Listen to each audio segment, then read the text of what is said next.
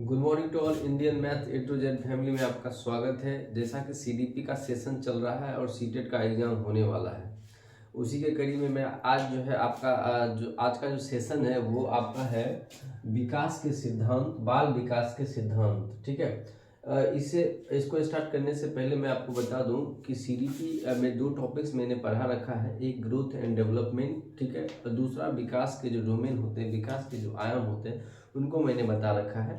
तो उनको भी आप जाके देख लीजिएगा ताकि आपको आगे चीज़ों को समझने में आसानी हो। ठीक है, आज का जो टॉपिक है वो बाल विकास का सिद्धांत है। ठीक है, इस टॉपिक को स्टार्ट करने से पहले यदि आप मेरे चैनल पर नए हैं तो रिक्वेस्ट है आप उसको सब्सक्राइब कर लीजिए।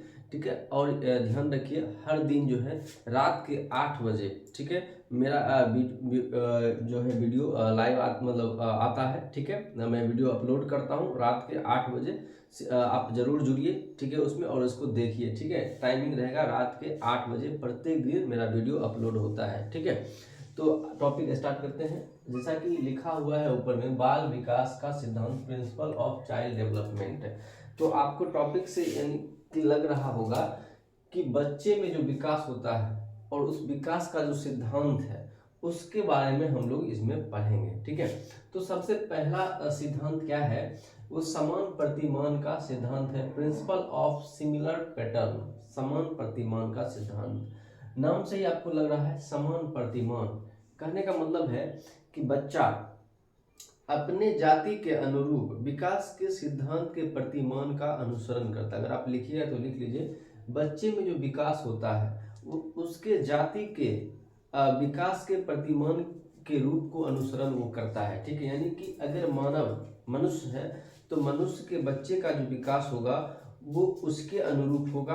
अगर कोई जानवर है, जानवर के बच्चे का जब विकास होगा तो वो उसके अनुरूप होगा। ऐसा नहीं है कि मानव यानी कि मनुष्य का बच्चा जो है वो किसी जानवर के बच्चे के विकास के रूप को अनुसरण करेगा, ऐसा बिल्कुल नहीं है। अगर मनुष्य है तो मनुष्य के बच्चे का जो विकास होगा वो उसके विकास के अनुसार करेगा, और जानवर है या हाथी है या फिर मान लीजिए किसी और जानवर को ले लेते हैं तो उसके बच्चे का जो विकास होगा वो उसके अनुसार होगा। तो इसको शॉर्ट में हम समझते हैं तो इसको हम ऐसे कह सकते हैं कि बच्चे में जो विकास होता है वो अपने जाति के विकास के प्रतिमान को का अनुसरण करता है, यानी कि अपने प्रजाति का अनुसरण करता है। इसको आप समझ लिए। अब दूसरा टॉपिक है इसका, विकास की दिशा का सिद्धांत, प्रिंसिपल ऑफ डायरेक्शन, विकास की दिशा का सिद्धांत। देखिए ये टॉपिक काफी इंपॉर्टेंट है और यहाँ से क्वेश्चन कई बार देखने को आपको मिलता है और यहाँ से भर भर के क्वेश्चन आते हैं। ठीक है, तो क्वेश्चन क्या है, तो देखिए यहाँ पे विकास की दिशा का सिद्धांत जो है, विकास मुख्यतः जो है इसके दो सिद्धांत होते हैं। एक बच्चे में जो विकास होता है, पहला विकास वो सिर से पैर की तरफ होता है, और दूसरा विकास आप इसको रीढ़ की हड्डी देख रहे हैं, यानी कि आप ऐसे बोल सकते हैं मध्य भाग से बाहर की तरफ होता है। तो यानी कि बच्चे के विकास का जो दिशा होता है, यानी का ये जो सिद्धांत है ये मुख्यतः दो तरह से होते हैं। एक बच्चे में विकास सिर से पैर की तरफ होता है, दूसरा जो बच्चे में विकास होता है मध्य भाग से बाहर की तरफ होता है। बच्चे में विकास जब सिर से पैर की तरफ होता है तो उसको मस्तकाधोमुखी, हिंदी में बोलिएगा तो मस्तकाधोमुखी यानी कि सेफेलोकॉर्डल कहा जाता है।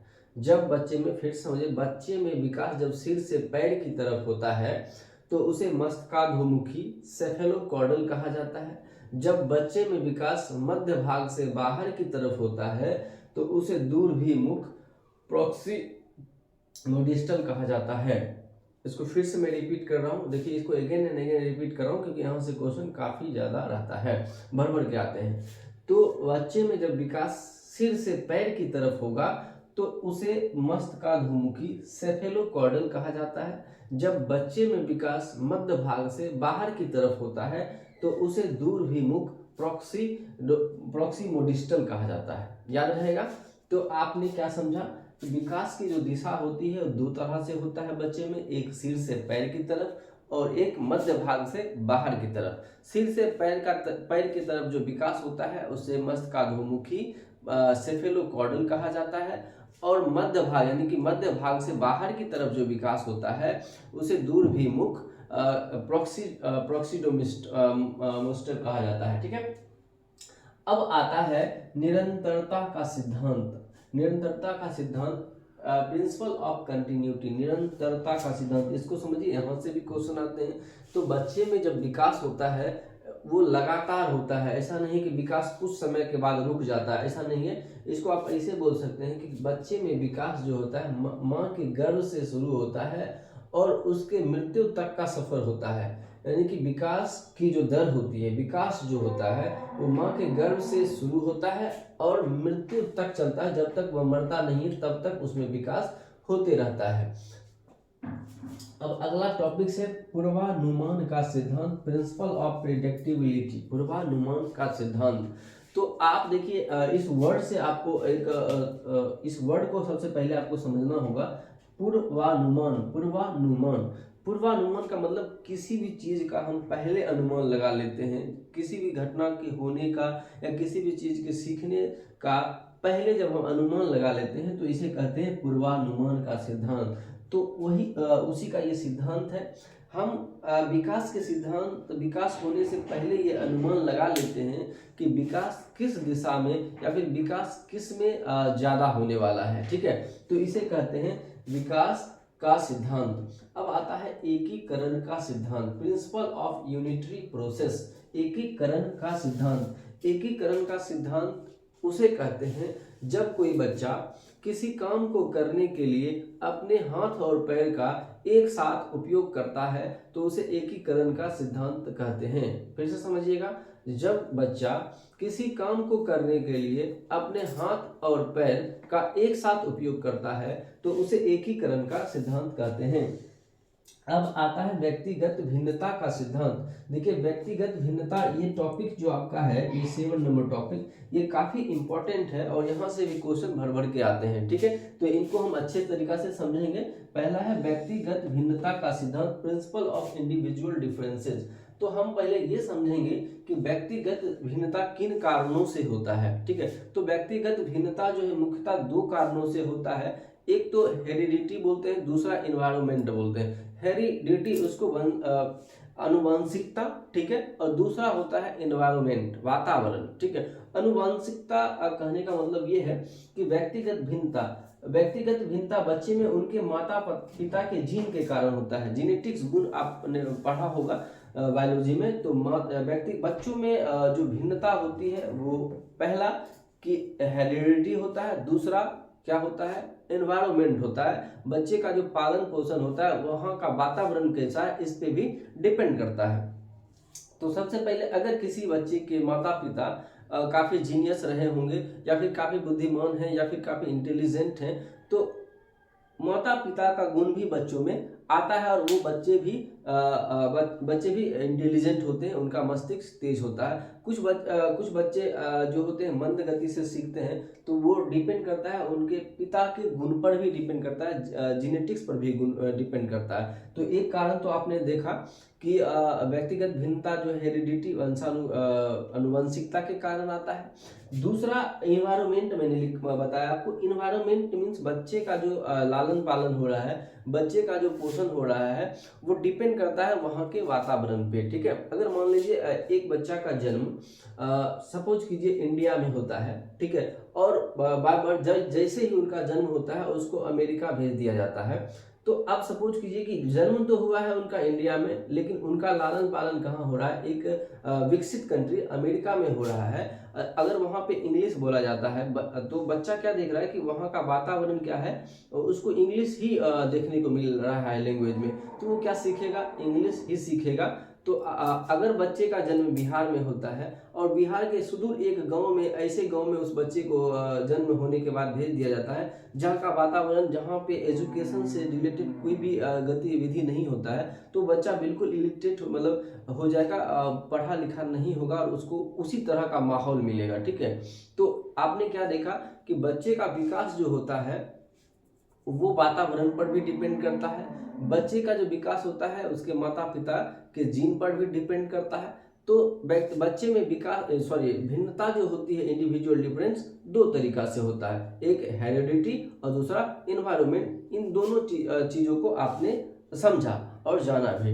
एक और होता है कि कुछ बच्चे में जो सीखने की क्षमता होती है वो काफी अलग होता है, काफी द्रुत गति से वो सीख जाते हैं, काफी तेज गति से सीखते हैं। कुछ बच्चे में सीखने की जो क्षमता होती है वो मंद गति से होता है, वो चीजों को 2-3 बार में सीखते हैं। ठीक है, तो यहाँ भी व्यक्तिगत भिन्नता हुई, इंडिविजुअल डिफरेंस हुआ।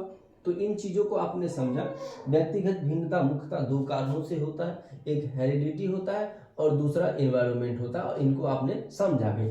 अब आगे है रेखीय गति का सिद्धांत, प्रिंसिपल ऑफ लीनियर एडवांसमेंट। ठीक है, अब ये सिद्धांत क्या है, तो इनको हम समझते हैं। बच्चे में जो विकास होता है, बच्चे में विकास मतलब लीनियर कभी नहीं होता है, एक रेखीय कभी नहीं होता। एक रेखीय कहने का मतलब ये है कि बच्चे में अगर विकास की दर, विकास को मापा जाए तो अगर अभी जितना विकास हुआ है हमेशा उतना ही विकास होता रहेगा, उसको बोलते हैं लीनियर डेवलपमेंट। यानी कि बच्चे में विकास की दर कंटिन्यूटी जीवन भर सेम चलेगा, उसको लीनियर डेवलपमेंट बोलते हैं। जबकि ऐसा बिल्कुल ही नहीं है, इस चीज को याद रखिएगा। बच्चे में जो विकास की दर होती है वो लीनियर यानी एक रेखीय कभी नहीं होता है। बच्चे में विकास की दर कभी या तो वो तेजी से सीखता है, कभी वह बिल्कुल धीरे से यानी कि धीमी गति से सीखता है। तो आपने इनको समझा कि बच्चे में जो विकास की दर होती है वो एक रेखीय नहीं होता है। बच्चे में कभी विकास अधिक तेजी से होता है, तो कभी मंद गति से होता है। वो एक रेखीय गति का सिद्धांत यही कहता है। एक आता है अंतर संबंधित का सिद्धांत। अंतर संबंधित, देखिए नाम से ही लग रहा है, प्रिंसिपल ऑफ इंटर डेवलपमेंट, अंतर संबंधित का सिद्धांत। अंतर संबंधित का सिद्धांत, इसके अंतर्गत जो आता है संवेगात्मक विकास आता है, मॉरल डेवलपमेंट आता है। इन सब के बारे में जो पढ़ा जाता है उसको बोलते हैं अंतर संबंधित का सिद्धांत। तो पारस्परिक उसमें संबंध होता है। तो आपने इन 9 टॉपिक्स को अच्छे तरीका से पढ़ा, समझा। मैं एक बार समराइज करवा देता हूं आपको, फिर से रिकैप करवा देता हूं, शॉर्ट में याद करवा देता हूं। समान प्रतिमान का सिद्धांत, जब बच्चा अपने जाति के विकास के सिद्धांत के अनुरूप चलता है तो उसे समान प्रतिमान का सिद्धांत कहते हैं। विकास की दिशा का सिद्धांत, विकास की दिशा का सिद्धांत मैंने 2 तरीका से आपको बताया। एक, जब बच्चे में विकास सिर से पैर की ओर चलता है। दूसरा, जब बच्चा का मध्य भाग से बाहर की तरफ विकास होता है। जब बच्चे में विकास सिर से पैर की तरफ चलता है तो उसे मस्तकाधोमुखी सेफेलोकॉर्डल कहा जाता है। जब बच्चे में विकास मध्य भाग से बाहर की तरफ चलता है तो उसे दूरभिमुख प्रोक्सीडोमोस्टल कहा जाता है। ठीक है, तीसरा आता है निरंतरता का सिद्धांत। निरंतरता कहने का मतलब है कि बच्चे में विकास लगातार होते रहता है, ऐसा नहीं कि विकास होने के बाद रुक जाता है। बच्चे में विकास लगातार निरंतर होते रहता है, यानी कि जन्म से लेकर मृत्यु तक का सफर होता है। सामान्य से विशिष्ट क्रियाओं का सिद्धांत, इसको हम फिर से समझते हैं। सामान्य से बच्चे जो है पहले नॉर्मल चीजों को सीखता है, उसके बाद जटिल चीजों को सीखता है। इसको शॉर्ट में ऐसे समझिए, पहले बच्चा बैठना जानता है, फिर वो चलना जानता है, फिर वो दौड़ना शुरू करता है। तो यानी कि बच्चे में जो विकास होती है वो सामान्य से विशिष्ट की ओर होता है, न कि विशिष्ट से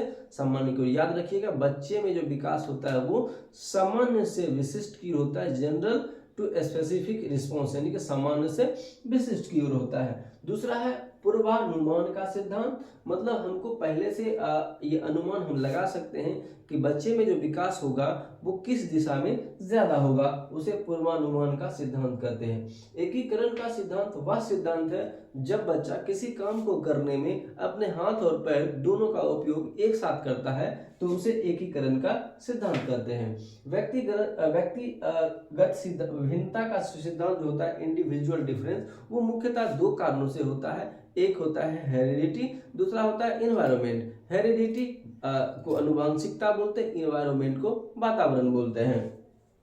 रेखीय गति का सिद्धांत, रेखीय गति का सिद्धांत ये वह सिद्धांत है जिसमें ये अनुमान लगाया जाता है कि बच्चे के में जो विकास होता है वो एक रेखीय नहीं होता है। बच्चे में विकास कभी तेजी से होता है तो कभी मंद गति से होता है, उसे रेखीय प्रगति का सिद्धांत कहते हैं। एक होता है अंतर संबंधित का सिद्धांत, ये इंटर डेवलपमेंट होता है, सामयिक विकास, मॉडल डेवलपमेंट, ये सभी अंतर संबंधित का सिद्धांत आता है। तो आपने आज जो पढ़ा बाल विकास का सिद्धांत पढ़ा और इनको अच्छे से समझा भी। आप उम्मीद करते हैं कि आप बिल्कुल अच्छे तरीका से समझ गए होंगे और यहाँ से क्वेश्चन आएगा तो आप बिल्कुल नहीं छोड़ेंगे। अब इस पे आप प्रैक्टिस कीजिएगा, बहुत सारे बुक्स मार्केट में अवेलेबल है, उसमें प्रैक्टिस कर लीजिएगा। और मैं भी इस टॉपिक्स पे क्वेश्चन भी करवाऊंगा, इसके लिए आप टेंशन नहीं लीजिए, ठीक है। कल का जो टॉपिक होगा इससे और ज़्यादा इंटरेस्टिंग होगा, ठीक है। तो आप जरूर जुड़िएगा मेरे साथ। याद रखिएगा मेरा वीडियो जो है प्रत्येक दिन रात के 8 बजे अपलोड होता है, आप उसको जरूर देखिएगा। यदि आज का सेशन अच्छा लगा हो तो मेरे चैनल को जरूर से जरूर सब्सक्राइब कीजिए और रिक्वेस्ट है हमको सपोर्ट कीजिए और अपने दोस्तों के बीच शेयर कीजिए। आज के लिए इतना ही। जय हिंद, धन्यवाद।